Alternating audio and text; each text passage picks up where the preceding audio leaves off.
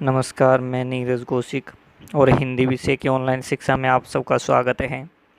आज हम पढ़ेंगे कक्षा 11 की अंतरा पाठ्य पुस्तक का काव्य खंड का पाठ 2, जिसका नाम है खेलन में को काको गुसैया और मुरली तव गोपाल ही भावती। इनके कवि जो हैं कवि सूरदास जी हैं। तो चलिए शुरुआत करते हैं कविता की। इसमें 2 पद्यांश है। पहला पद्यांश जिसका शीर्षक है खेलन में को काको गुसैया। खेलन में को काको, काको का अर्थ होता है किस बात का, गुसैया का अर्थ स्वामी।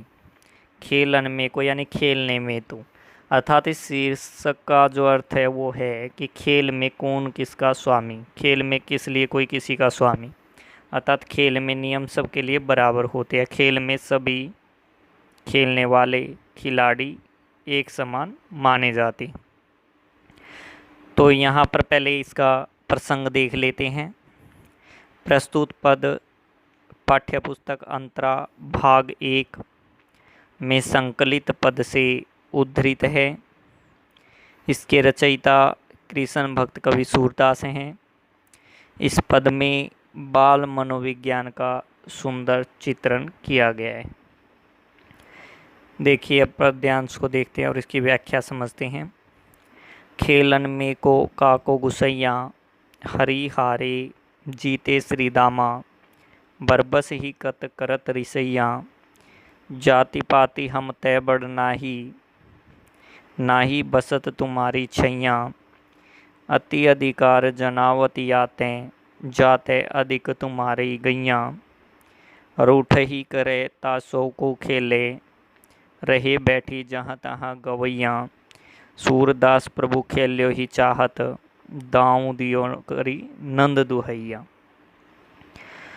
तो बात करते हैं इसमें, कवि कहते हैं खेलन में को काको गुसैया, अर्थात खेल में कौन किसका स्वामी है, खेल में सब बराबर है, एक समान है। हरि हारे जीते श्रीदामा, बरबस ही कत करत रिसैया। हरि हारे अर्थात हरि श्री कृष्ण वो हार जाते हैं। बचपन में जब वो खेलते हैं अपने मित्रों के साथ, सखाओं के साथ, वो हार गए। जीते श्रीदामा, और श्रीदामा जो उनके मित्र है वो जीत जाते हैं।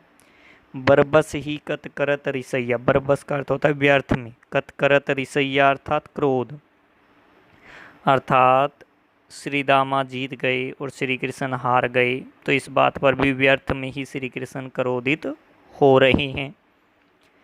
जाति पाति हम ते बड़ नाही, नाही बसत तुम्हारी छैया।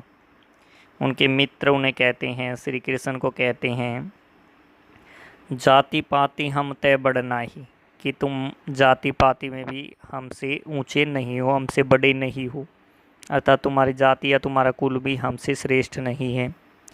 ना ही बसत तुम्हारी छैया, और ना ही हम तुम्हारी छैया में अर्थात तुम्हारी छत्र छाया में, तुम्हारी शरण में बसते हैं।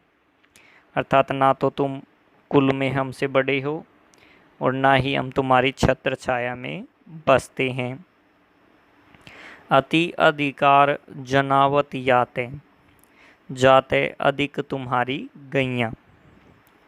आगे कवि कहते हैं सूरदास जी, अति अधिकार जनावत याते, यानी उनके मित्र कहते हैं श्री कृष्ण को कि तुम अति अधिकार अर्थात अपना अधिक अधिकार, ज़्यादा अधिकार इसीलिए जताते हो, इसीलिए दिखाते हो, याते जाते अधिक तुम्हारे गैया, क्योंकि तुम्हारे पास अर्थात नंद बाबा के पास गाय अधिक है, इसलिए तुम अपना शायद कुछ ज़्यादा अधिकार जताते हो।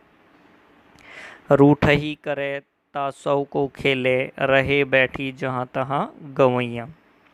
रूठ ही करे तासौ को खेले, तासौ अर्थात उससे, अर्थात जो बात बात में रूठ जाता है उससे, अर्थात उसके साथ, कौ खेले अर्थात कौन खेलेगा।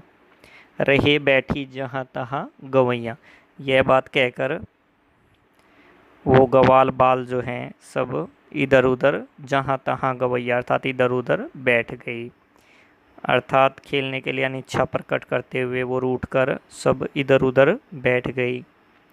सूरदास प्रभु खेल्यो ही चाहत, दाऊं दियो करी नंद दुहैया। आगे कवि सूरदास जी कहते हैं, सूरदास प्रभु खेल्यो ही चाहत, कि प्रभु खेल्यो ही चाहत अर्थात खेलने की इच्छा रखते हैं, वो खेलना चाहते हैं।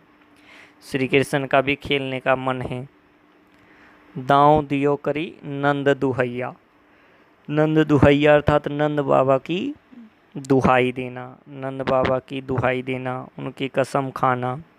तो इस बार जो है अपनी दांव दियो अर्थात दाव देने के लिए, अपना दांव लगाने के लिए वो नंद बाबा की दुहाई देते हैं।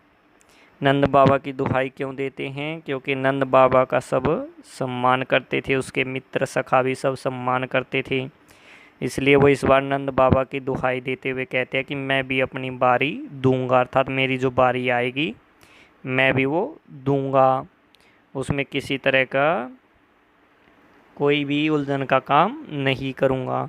तो इस तरह से नंद बाबा की दुहाई देते हैं, तब उनके मित्र दोबारा खेलने को तैयार हो जाते हैं। तो ये थी इस पद्यांश की व्याख्या।